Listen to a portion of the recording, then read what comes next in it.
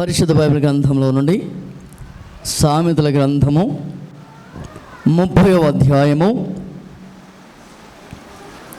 25వ వచనము నుండి 28వ వచనం వరకు చదువుకుందాం. అందరూ మీ బైబిల్ తెరిచి వాక్యాన్ని చూడండి. చీమలు బలము లేని జీవులు, అయినను అవి వేసవిలో తమ ఆహారమును సిద్ధపరచుకొనును. చిన్న కుందేలు బలము లేని జీవులు,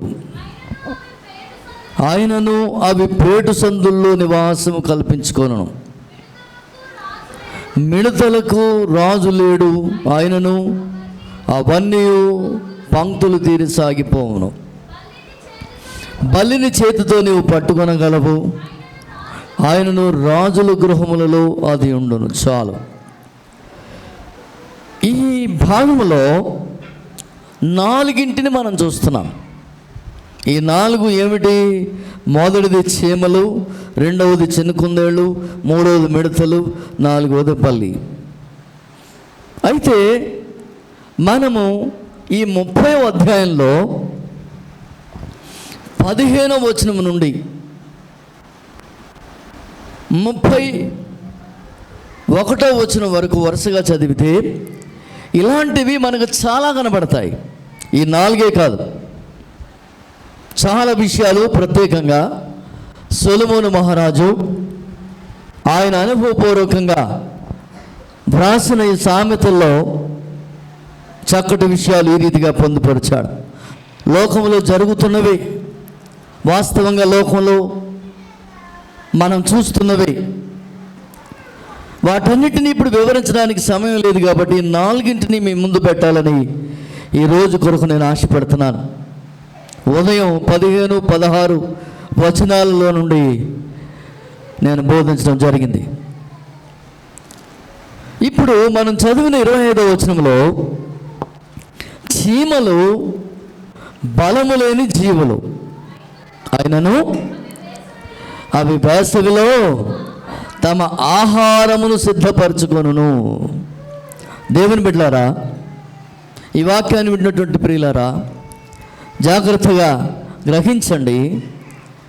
మానవులమైన మనతో దేవుడు చీమల్ని పోలుస్తూ ఉన్నాడు. ఏం పోలుస్తున్నాడు? చీమల్ని పోలుస్తున్నాడు. మనుషులమైన మనము నడిచి వెళుతూ ఉంటే అనేకమైన చీమలు కాళ్ళ కింద పడి అమాంతం చనిపోతూ ఉంటాయి. చీమలు చాలా రకాలుగా ఉన్నాయి. గండు చీమలు, కండ చీమలు అంటారు పెద్దవి. అడవిలో ఇంకా పెద్ద చీమలు ఉంటాయి. కానీ ఇండ్లలో చూస్తే ఎర్రటి చీమలు, కొంచెం పెద్దగా ఉన్న బాగా చిన్నగా ఉండే ఎర్ర చీమలు, అవి ఇంటి చీమలు కదా, ఇండ్లలో ఉండే చీమలు. ఏ పంచదారనో లేక ఏ తీయని పదార్థాలను లేదా ఇంకా ఏమైనా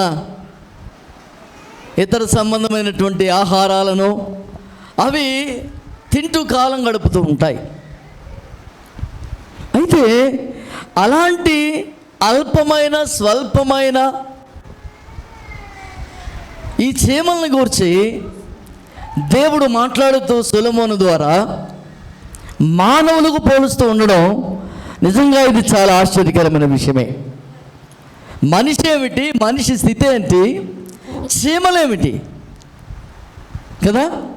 ఇంతటి శౌర్యము కలిగిన మానవుడు, లేక ఇంత గొప్పవాడైన మానవుడు, లేక బలము కలిగిన 5 అడుగులు, 6 అడుగులు, 6.5 అడుగులు, 4 అడుగులు ఉండేటువంటి ఈ మానవుడు ఇలా ఉండగా కనీసం 1 mm కంటే తక్కువ, 1 పాయింట్ అంతా 2 పాయింట్లంతా ఉండే ఆ చిన్న చీమను ఇంతటి మనిషికి పోల్చి దేవుడు సొలొమోను మహారాజు ద్వారా చెప్పుతూ ఉండడం నిజంగా చాలా ఆశ్చర్యకరమైన విషయమే. ఒకంత అవమానకరం కూడా, ఒకంత సిగ్గైనటువంటి విషయం కూడా. ఎందుకంటే మనిషి దేవుని స్వరూపంలో చేయబడ్డాడు, దేవుని పోలికలో చేయబడ్డాడు, దేవుని ఆత్మ ఓదబడింది, దేవుని పిల్లలుగా సిద్ధపరచబడ్డాడు మానవుడు. ఈ భూలోక సృష్టి అంతట్లోనూ రాజుగా మానవుడు చేయబడ్డాడు, పరలోకంలో దేవుడు రాజుగా ఉన్నట్లుగా. అంతటి స్థానం కలిగినటువంటి ఈ మానవుడు, ఆ మానవుని దేవుడు సృష్టించిన విధానంలో నమ్మకంగా జీవించిన కారణంగా దేవుడే ఓ సామాన్యమైన అత్యంత స్వల్పమైన అల్పమైన ఆ జీవికి, చిన్న చీమకు పోల్చి చెప్పడం నిజంగా ఆశ్చర్యకరమైన విషయమే. చీమలు బలము లేని జీవులు అయినను ఆ వేసవిలో తమ ఆహారం సిద్ధపరచుకొనును అంటే అర్థం ఏమిటి? చీమలు ప్రీ ప్లాన్డ్గా ఉన్నాయి అన్నమాట. చెప్పండి, ఎలా ఉన్నాయి? ప్రీ ప్లాన్డ్గా ఉన్నాయి, ప్రిపేర్డ్గా ఉన్నాయి, సిద్ధపాటు కలిగి ఉన్నాయి, ముందు జాగ్రత్త కలిగి ఉన్నాయి, ముందు చూపు కలిగి ఉన్నాయి, భవిష్యత్తుని గురించిన ప్రణాళిక కలిగి ఉన్నాయి, రాబోతున్న దినాన్ని గురించినటువంటి ఒక పథకం కలిగి ఉన్నాయి, ఓ వ్యూహాన్ని కలిగి ఉన్నాయి, ఓ తలంపుని కలిగి ఉన్నాయి, లేకపోతే ఒక సిద్ధపాటును కలిగి ఉన్నాయి. ఏమిటవి? చిన్న చీమలు. మనం చూస్తూ ఉంటాం, అవి కీటకాలను తీసుకొని లాక్కుంటూ వెళుతూ ఉంటాయి. 4 మూలలా పట్టుకొని అవి లాగుతూ లాగుతూ లాగుతూ ఎంతో శ్రమపడి కష్టపడి ఆ కీటకాలను తీసుకుని వెళ్ళి వాటి గూడు వద్దకో లేక వాటి యొక్క ఆ పుట్ట వద్దకో తీసుకుని వెళ్ళి ఆ లోపలికి తీసుకుని వెళ్ళి దాచుకుంటూ ఉంటాయి. నా కండ్లారా నేను కొన్నిసార్లు గమనించి చూశాను, మీరు కూడా చూసి ఉంటారు. చూసారా ఎంత జాగ్రత్తగా అవి వాటి యొక్క ఆహారమును సిద్ధపరచుకుంటున్నాయో. దేవుని వాక్యంలో చీమలను గురించి దేవుడు వ్రాయడం చాలా అద్భుతమైన విషయం. అంటే ఈ భవిష్యత్ ప్రణాళికతో, ముందు చూపుతో, ప్రీ ప్లాన్డ్గా జాగ్రత్త కలిగి అవి సిద్ధపడుతూ ఉన్నాయి. అంటే దేనికి సాదృశ్యం ఇది? చెప్పండి, దేనికి సాదృశ్యం ఇది? మన ముందు ఒకటి ఉంది. ఏమిటో తెలుసా? దేవుని రాకడ. చెప్పండి, దేవుని రాకడ మన ముందు ఉంది. యేసు క్రీస్తు ప్రభువారు ఆయన మధ్యాకాశంలోనికి మేఘారూఢుడై పరలోక పరిశుద్ధులను తీసుకొని లేక దేవదూతల సమూహాలతో ఆయన రాబోతూ ఉన్నాడు.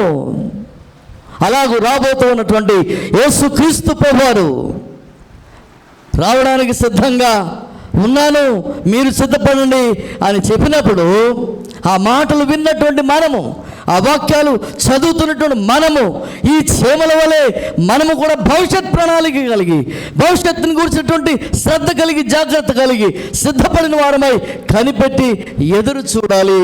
ఏం చేయాలి? కనిపెట్టి ఎదురు చూడాలి. నెంబర్ 1. నెంబర్ 2, అలా కనిపెట్టి ఎదురు చూస్తూ ఖాళీగా గడపడం కాదు, కానీ అలాగూ ఎత్తపడడానికి, మధ్యాకాశంలో ప్రవేశించడానికి, రాకడలో దేవుని వద్దకు వెళ్ళడానికి మనమందరం కూడా కావలసిన సమస్తమును సిద్ధపరచుకోవాలి. We should prepare everything. ఆహారమును సిద్ధపరచుకోవాలి, లేక ఆత్మీయతను సిద్ధపరచుకోవాలి. ఆహారం అనగా దేవుని వాక్యం అనే ఆహారమును మన హృదయాలలో, మన మనసులలో, మన జీవితాల్లో, మన గుణగణాల్లో, మన నడవడికలో, మన ప్రవర్తనలో మన వాక్యాన్ని సిద్ధపరచుకుని, అనగా వాక్యానుసారంగా సిద్ధపరచుకొని కనిపెట్టి ఎదురు చూడాలి. ఆ వాక్యమును సిద్ధపరచుకుని ఆహారమును కూర్చుకొని రెడీగా ఉండి యేసయ్య వచ్చినప్పుడు ఆయన వద్దకు వెళ్ళడానికి మనం కనిపెట్టాలి. కనుక ఈరోజు రాకడకు సిద్ధపడాలి అని అనడానికి ఈ మాట మనల్ని ప్రేరేపిస్తుంది. ఎందుకంటే ఇవి ముందుగా సిద్ధపరచుకున్నాయి. ఆ మాట చూడండి, స్పెసిఫిక్గా చూడండి. చీమలు బలము లేని జీవులు అయినను వేసవిలో తమ ఆహారమును సిద్ధపరచుకొనును. చెప్పండి మాట అందరూ నాతో కూడా, సిద్ధపరచుకొనును. మరలా చెప్పండి, ఇటు అందరూ చెప్పండి, సిద్ధపరచుకొనును. ఈరోజు ప్రశ్న, నీవు సిద్ధపరచుకున్నావా? నీ మనసును సిద్ధపరచుకున్నావా? నీ ఆత్మను సిద్ధపరచుకున్నావా? నీ హృదయాన్ని సిద్ధపరచుకున్నావా? నీ నడవడికను, గుణగణాలను సిద్ధపరచుకున్నావా? నీ ప్రవర్తనను సిద్ధపరచుకున్నావా? నీ బ్రతుకును సిద్ధపరచుకున్నావా? ఇవి సిద్ధపరచుకుంటూ ఉన్నాయి. చీమలు ఏం చేస్తూ ఉన్నాయి చెప్పండి? సిద్ధపరచుకుంటూ ఉన్నాయి. నీవు కూడా సిద్ధపరచుకోవాలి. మనమందరము సిద్ధపడాలి, కొంతమందిని సిద్ధపరచాలి. ఆ రాకడ ఎత్తబడడానికి కావలసిన సమస్తమైన ఆత్మ సంబంధమైన ఆహారమును సిద్ధపరచుకోవాలి. దేవుని వాక్యం ఈ రీతిగా చాలా ఖచ్చితంగా సెలవిస్తుంది. చాలా మందికి ముందు చూపు ఉండదు, ప్రిపరేషన్ ఉండదు, ప్రీ ప్లాన్గా ఉండరు, భవిష్యత్తును గురించినటువంటి ఆలోచన ఉండదు. ఏ రోజుకి ఆ రోజే, ఈ రోజు ఉంటే చాలు, తిందాం, పడుకుందాం, అంతే, రేపటి సంగతి దేవుడు చూస్తాడులే అని చెప్పి పట్టించుకోని వారు, భవిష్యత్ ప్రణాళిక లేని వారు, జాగ్రత్త లేని వారు, సిద్ధపాటు లేని వారు, ముందు చూపు లేని వారు జాగ్రత్త మునిగిపోతారు. చాలా ప్రమాదం ఇది. దేవుని బిడ్డలారా, చీమలు మనతో మాట్లాడుతూ ఉన్నాయి. దేవుడే ఇక్కడ చీమలను చెప్పి మన ముందు పెట్టి మాట్లాడుతూ ఉన్నాడు కనుక ఆలోచన చేయాలి. చీమల వలె మనము కూడా ముందు చూపు కలిగిన వారమై ముందు ఏమి జరగబోతుందో, ఎలాంటి విపత్తులు రాబోతున్నాయో, ఈ డెల్టా వేరియంట్ అనేది ప్రపంచంలో అనేక దేశాల్లో భయంకరమైనటువంటి విలయతాండవం సృష్టిస్తూ ఉండగా మనం ఎంత జాగ్రత్త పడాలో, మనం ఎంత ప్రార్థన పూర్వకంగా ఉండాలో, మన జీవితాలు ఎంత మనం ఎంత క్రమంగా ఉంచుకోవాలో అనే దాన్ని ఈరోజే ఆలోచించిన వారమై, శ్రద్ధ కలిగిన వారమై, జాగ్రత్త కలిగిన వారమై ముందుకు సాగాలి. శారీరకంగా ఆలోచిస్తే ఈ శరీరం ఉండడానికి, ఈ ప్రాణం ఉండడానికి, ఈ ఆరోగ్యం ఉండడానికి, మనం క్షేమంగా ఉండడానికి, వైరస్ మనం తాకి నష్టపరచకుండా ఉండడానికి ఏం చేయాలి? వ్యాక్సిన్ తీసుకోవాలి. ఎంతమంది తీసుకున్నారు? చేతులు ఎత్తండి. తీసుకున్న వాళ్ళు సరే మీరు దించండి. తీసుకోని వాళ్ళు చేయొత్తండి.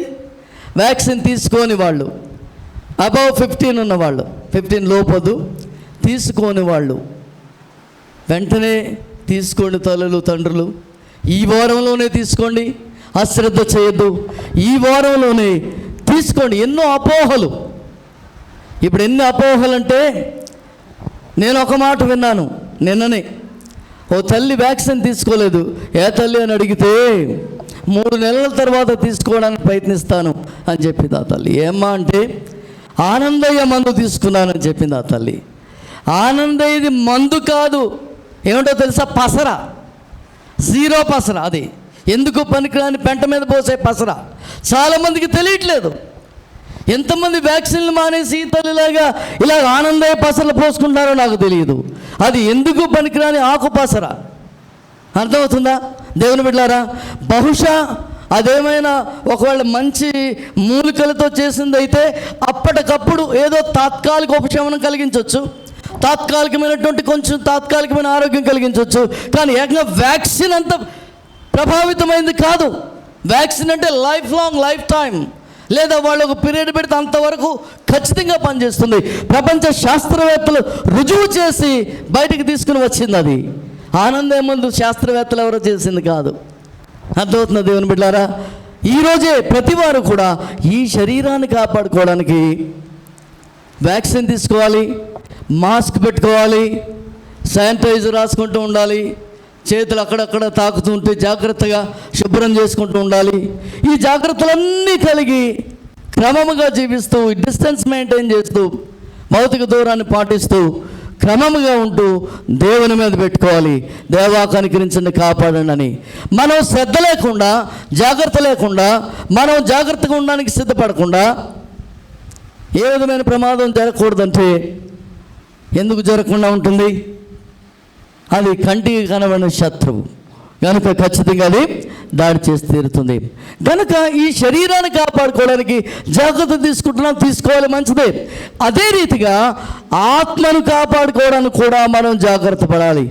ఆత్మను మధ్యాకాశానికి చేర్చుకోవడానికి కూడా మనం జాగ్రత్త పడాలి, మనం సిద్ధపడాలి.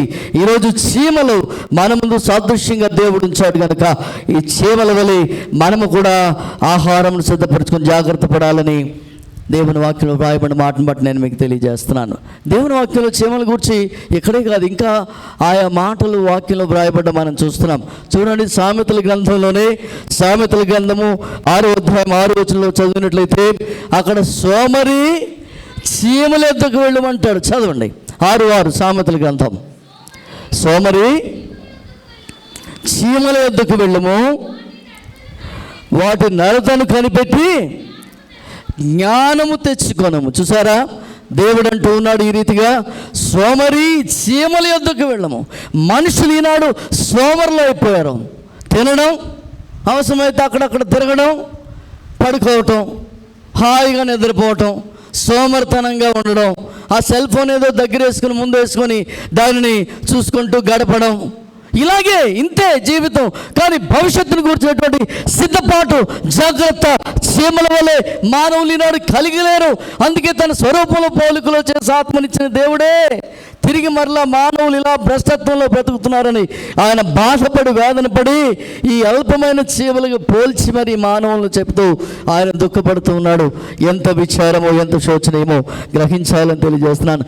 సోమరి చీమల వద్దకు వెళ్ళము అని అంటున్నాడు. వాటి నడతను గ్రహించాలని నడుచుకోమని దేవుడు చెప్తున్నాడు.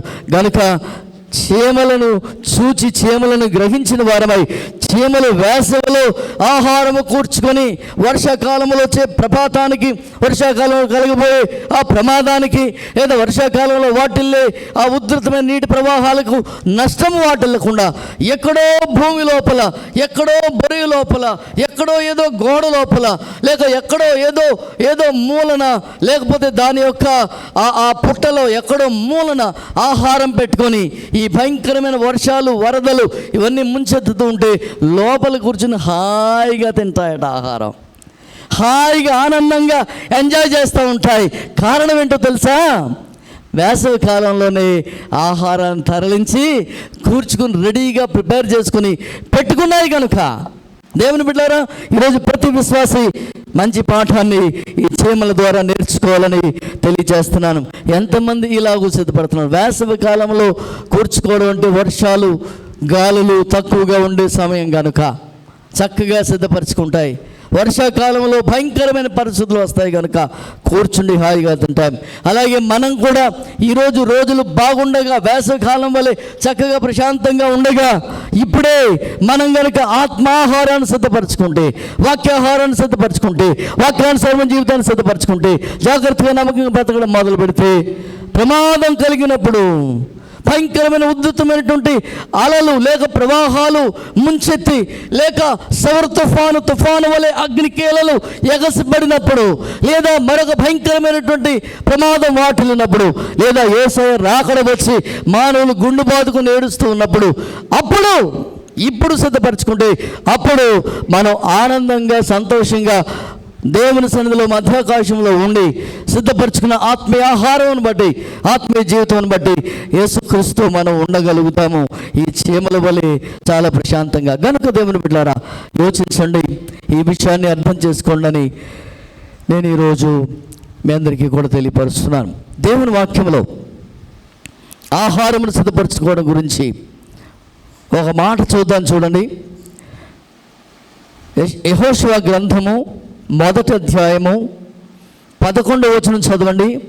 యెహోషువ గ్రంథము 1వ అధ్యాయము 11వ వచనము. అక్కడ వారు దాటి వెళుతూ ఉన్నారు, మరొక ప్రాంతానికి దాటి వెళుతూ ఉన్నారు, మరొక దేశానికి దాటి వెళుతూ ఉన్నారు, యొర్దాను దాటి వెళుతూ ఉన్నారు. అలా వెళుతున్న సమయంలో ఏమి చేయాలో దేవుని చేత బోధింపబడిన వాడై యెహోషువ వారికి చెప్తూ ఉన్నాడు. వారికి చెప్తూ ఉంటే వారు దానిని స్వీకరించి, అంగీకరించి అలాగూ చేశారు. వాళ్ళని ఏం చేయమన్నాడు, వాళ్ళు ఏం చేశారు ఇక్కడ ఉంది, చదవండి. యెహోషువ గ్రంథము 1వ అధ్యాయము 11వ వచనం. మీరు స్వాధీనపరచుకొనుటకు మీ దేవుడైన యెహోవా మీకు ఇచ్చుచున్న దేశమును స్వాధీనపరచుకొనబోవుటకై 3 దినములలోగా మీరు ఈ యొర్దానును దాటవలెను, కనుక ఆహారము సిద్ధపరచుకొనుడి. దేవుని బిడ్డలారా, యొర్దాను అనగా మురుకు నది. యొర్దాను నది, దానిని దాటాలని దేవుడు చెప్తున్నాడు. 3 దినాల్లో దాటమని చెప్తూ ఉన్నాడు. దాన్ని దాటడం కొరకు ఆహారం సిద్ధపరచుకోవాలని యెహోషువ ద్వారా దేవుడు మాట్లాడుతూ ఉన్నాడు. గ్రహించండి, ఈ యొర్దాను దాటడం అంటే అది జీవిత ప్రయాణం లాంటిదన్నమాట. 3 దినాలు అనే మాట మనం చూసాం. అది మొదటి దినం, ఇది 2వ దినం, అది 3వ దినం. బాగా గుర్తుపెట్టుకోండి, అర్థమైందా? మొదటి దినం, 2వ దినం, 3వ దినం, 3 స్టెప్స్. ఈ 3 దాటి యొర్దాను అవతలికి వెళ్ళమని దేవుడు సెలవిస్తూ ఉన్నాడు. అది దేవుని చిత్తం. ఇప్పుడు ఈ 3 అనుభవాలు గుండా దాటి యొర్దాను అవతలకి వెళ్ళాలి అంటే ఏమి సిద్ధపరచుకోవాలి? ఆహారమును సిద్ధపరచుకోవాలి. చెప్పండి, ఏమి సిద్ధపరచుకోవాలి? ఆహారము సిద్ధపరచుకోవాలి. సిద్ధపరచుకుని దాన్ని మూట కట్టుకోవాలి, దానిని మోసుకుంటూ వెళ్ళాలి. ఇప్పుడు యొర్దాను నది గుండా దేవుడు ఆ నీటిని తగ్గిస్తే యొర్దాను నది గుండా వారు బయలుదేరి వెళ్ళాలి, దాటి వెళ్ళిపోవాలి. యొర్దాన్లో ఉండడానికి వీల్లేదు, యొర్దాను అవతల ఉండడానికి వీల్లేదు, దాటి వెళ్ళాలి. కనుక ఆహారం సిద్ధపరచుకొని తీసుకుని వెళ్ళాలి. ఆహారమే కనుక వీళ్ళు సిద్ధపరచుకోకుండా ఒకవేళ వెళ్ళినట్లయితే ఆ తరువాత ఆహారం సిద్ధపరచుకోనని వారి పరిస్థితి చాలా దుస్థితిగా, ఆకలితో అలమటించే కడుఘోరమైన పరిస్థితిగా, అంతేకాదు చివరికి మరణించవలసిన పరిస్థితి కూడా కావచ్చేమో, అలాంటి పరిస్థితిగా వారిది ఉండబోతుందని ముందుగానే యెహోషువ ద్వారా దేవుడు మాట్లాడాడు. కనుక వారందరూ కూడా సిద్ధపరచుకోవడం మనం చూస్తూ ఉన్నాం. ఇది ఎంత అద్భుతమైన విషయమో కనుక దేవుని బిడ్డలారా గమనించండి. చూడండి, 1, 2, 3 అని చెప్పాను. 3 దినాలు అనగా 3 భాగాలు కాదు, 3 దినాలు. యొర్దాను అవతల, యొర్దానులో దిగారు, నడుచుకుంటూ వచ్చారు. 2వ దినం మధ్య వరకు వచ్చారు అనుకుందాం, 3వ దినం చివరికి వెళ్ళిపోయారని అనుకుందాం. ఈ 3 దినాల్లోగా యొర్దాను దాటి నది అవతలకి వెళ్ళిపోవాలి.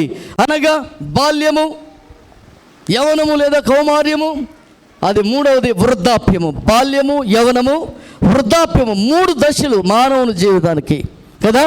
3 దశలు దాటి మానవుడు వెళ్ళిపోతాడు. ఈ యొర్దాను అనే మాటకు యొర్దాను అనగా లోకము అని అర్థం. చెప్పండి, యొర్దాను అనగా లోకము. మానవుడు పుట్టినప్పుడు యొర్దాను అవతల పుట్టాడు అని అనుకుందాం. ఆ పుట్టిన రోజు నుండి నడక ప్రయాణం ప్రారంభిస్తే యొర్దాను అవతల భాగానికి ప్రయాణం చేస్తూ ఉన్నాడు. అనగా ఈ లోకములో ప్రయాణం చేసి లోకాన్ని విడిచి లోకం అవతల ఉన్నటువంటి పరలోకంలోనికి వెళ్ళిపోతూ ఉన్నాడు మానవుడు. హల్లెలూయా! ఆ పరలోకంలో ప్రవేశించాలి అంటే ఈరోజు బాగా వినండి, యొర్దానుకు యువతల పుట్టినాడు. యొర్దాను గుండా ప్రయాణం చేసి 3 దినాలలో 3 దశల్లో బాల్యం, యవనం, వృద్ధాప్యం ఇవి దాటి అవతలికి యొర్దాను అవతల అనగా మరొక దేశం, పరదేశం, పరలోకానికి వెళ్ళాలి అంటే అక్కడికి ఏం సిద్ధపరచుకోవాలని చెప్పాను? ఆహారము సిద్ధపరచుకోవాలి. ఆహారము అది వాక్యాహారము, దేవుని వాక్యాహారము, మన్నా లాంటి దేవుని వాక్యాహారమును సిద్ధపరచుకొని అలా తీసుకొని వెళ్ళి మనం ఆ పరలోకంలో ప్రవేశించి, లేకపోతే ఈ లోకం అనేటువంటి యొర్దానును విడిచి, యొర్దానును పూర్తి చేసి ముగించి దేవుని రాజ్యంలో మనం ప్రవేశించాలి. ఒకవేళ ఆహారమే సిద్ధపరచుకోకపోతే, ఆత్మీయతే సిద్ధపరచుకోకపోతే, భక్తే సమకూర్చుకోకపోతే, దేవునికి ఇష్టమైన జీవితాన్ని వాక్యానుసారమైనటువంటి బ్రతుకునే మనం ఒకవేళ సిద్ధపరచుకోకపోతే, మనం యొర్దాను దాటిన తర్వాత అనగా 3 దశలు బాల్య యవన వృద్ధాప్యాలు దాటిన తర్వాత మన అంతము నరకంగా ఉంటుంది. అదే బాల్య యవన వృద్ధాప్యాలు దాటిన తర్వాత ఆహారాన్ని సిద్ధపరచుకుంటే దేవుని రాజ్యమై ఉంటుంది. హల్లెలూయా! కనుక వాక్య ఆహారమును సిద్ధపరచుకున్న వారై చాలా చక్కగా సంతోషానందాలతో యొర్దాను దాటి వెళ్ళిపోవడానికి ప్రతి వారు సిద్ధపడాలి. అందుకే ఆహారం సిద్ధపరచుకొనుడి అని ఆ భాగంలో చెప్పాడు. ఇక్కడ ఆహారం సిద్ధపరచుకోవడం గురించి చీమల సందర్భంలో చాలా విపులంగా ఉంది. ఒకసారి వెనక్కి రండి. 30వ అధ్యాయము 25వ వచనంలో ఆహారం సిద్ధపాటు గురించి, అవి వేసవిలో తమ ఆహారమును సిద్ధపరచుకొనును, చీమలు ఆహారమును సిద్ధపరచుకొనును. ఇప్పుడు ఆత్మీయ బిడ్డలైనటువంటి ప్రతి వారు కూడా ఆహారమును సిద్ధపరచుకోవాలి. చీమలు సిద్ధపరచుకున్నాయి, ఇప్పుడు విశ్వాసాలు సిద్ధపరచుకోవాలి. ఆహారమును సిద్ధపరచుకోవాలి. ఉదయాన్నే లేచి బైబిల్ చదవాలి, పడుకునేటప్పుడు బైబిల్ చదవాలి, సమయం ఉంటే మధ్యాహ్నం బైబిల్ చదవాలి, ప్రార్థన చేయాలి.